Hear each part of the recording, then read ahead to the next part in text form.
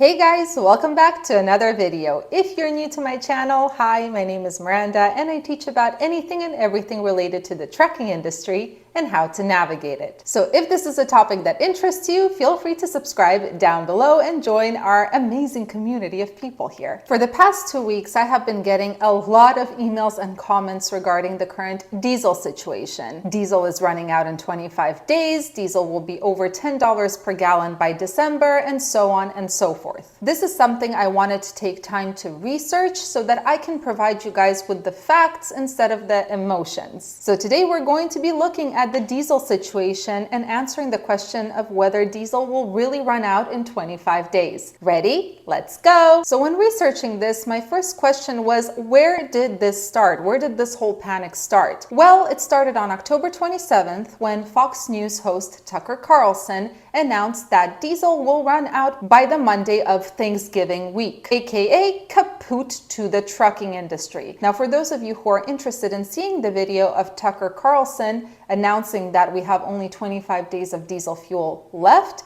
I will attach a link down below. Now, Tucker Carlson cited the Energy Information Administration as his source, where he found out that we are going to run out of diesel in 25 days. So why don't we examine this? As some of you already know, I have an unhealthy obsession with numbers because they're the only things that are crystal clear and devoid of emotion. But one thing I want to note here, even though this is a source listed by Fox News, you have to understand that the EIA, or the Energy Information Administration, is a government agency that is headed by someone who was appointed by the Biden administration. So I do encourage you guys to dig a little further. I will provide the facts and figures that are available right now using this source. But again, dig a little further. Okay, so we're going to look at this chart right here, which shows you the total days of supply of diesel oils and other fuel oils, right? So here we have number of days, 60, 40, 20, 0. We have 2022 at the bottom. If you can't see, there it is. There's a reason why I'm keeping this chart this way, I promise. And this is the same chart that Tucker Carlson referenced when talking about the fact that we are going to run out of diesel in 25 days. So if we look closely, let's make this a little bit bigger. Here we are. As of October 28th, right here, we have a diesel supply of 25.8 days. So he was right. Yes, we, as of October 28th, we had a diesel supply that would cover 25.8 days before it runs out. But now let me show you the chart as a whole, okay? This is very important. All right, so here we go. This is from 1992 all the way to 2022. So just so you know, to compare, here we have April of 2008 right here. So right here, in 2008, it was pretty much the same amount of reserves as in 2022. So why am I showing this? Well, I'm showing this because this chart has caused a lot of panic, but this is because it was interpreted incorrectly. This is definitely not the first nor the last time diesel supply levels are at this level. I mean, look at the history.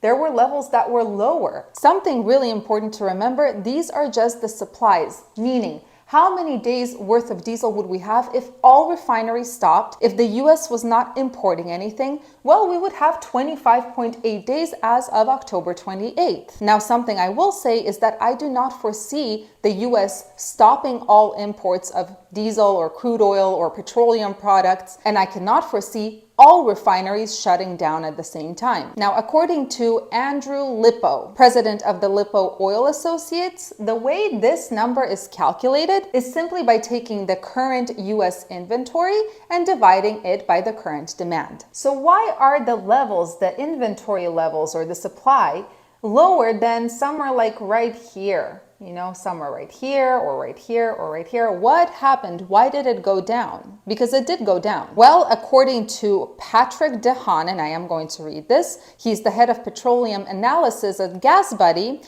and he says that this implies that refiners have slowly, or over the last couple of months, been losing the battle of supply and demand. Basically, that demand is eclipsing supply. So why is there a current supply and demand issue with diesel? Well, because of several reasons. There is COVID that hit us, there is the shutdowns of refineries across the nation, and then finally, there are the sanctions on Russian oil due to the war in Ukraine. So let's break this down, and we're going to look at this chart, which was also supplied by the EIA, as you can see right here. When COVID hit somewhere right here, right? The price went down. And this is no surprise. It was because of the pandemic-related closures, aka people were stuck at home. They had no car to drive. They didn't need to drive their car. They weren't traveling. So the demand was not there. And the law of supply and demand tells us, I love repeating this, when supply exceeds demand, the prices go down. Then there is the shutdown of refineries. And why did they shut down? Well, some of them closed due to the pandemic impacts, others because of the high operational costs, and a lot of them are shutting down due to this administration's environmental priorities. As we all probably heard and know, the current big thing is climate change. So the question is, how are refineries supposed to feel about investing into new equipment, which is first of all very costly, second of all it's a messy ordeal, when the current administration is focused so much on climate change, which would make pretty much all refineries obsolete in the not so distant future. No normal business or normal person will agree to invest a huge amount of money into something that is probably not going to be in demand very soon. That is just throwing money away. Finally, there is the war in Ukraine. So I'm going to read this to you.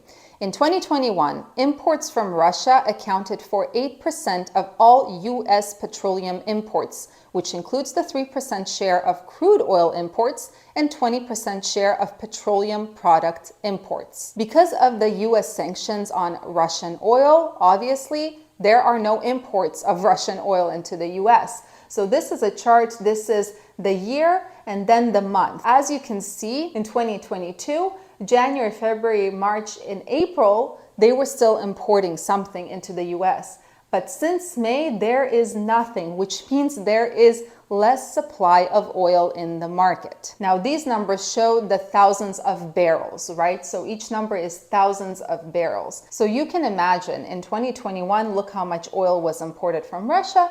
Yet in 2022, after May, there is nothing. So this is part of the reason there is a current supply and demand issue. So to sum up what we already discussed, diesel is not going to run out in 25 days unless, of course, all refineries shut down and the US stops importing crude oil and petroleum products entirely, which I do not foresee happening. The next question you probably all have, this is a question that I have, is will the diesel prices go up? Now, unfortunately, I cannot answer this question because it depends on so many different factors. However, I can provide you with a forecast that the Energy Information Administration provided. So I want to look at this chart to show you the EIA's forecast. Now, I do want to remind you again, EIA is a government agency, so I do encourage you to dig a little bit further. So what they're forecasting in 2023 is that the diesel price right here is going to drop to a little bit over $4 per gallon. So now I'm going to take you to another chart right here, which will show you what their forecasts are. I hope you can see it.